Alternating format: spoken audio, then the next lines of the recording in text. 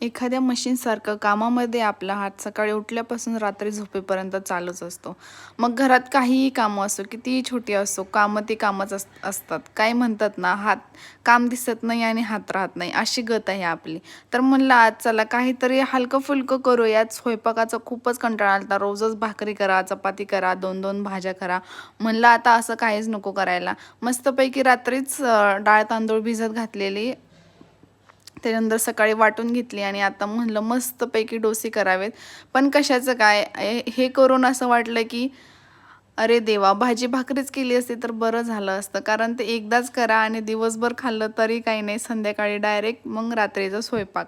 पण याचं असं नसतं. जेव्हा खायचे तेव्हा करायचं. पण ठीक आहे असो, जिभेला सुद्धा वेगळी चव दिलीच पाहिजे, नाही का? तुम्ही पण करता का नाही डोसे मग? चला एकदा नक्की कमेंट करून सांगा आणि सबस्क्राईब करा जर तुम्ही अजून चॅनलला सबस्क्राईब केलं नसेल तर आठवणीने सबस्क्राईब करा. थँक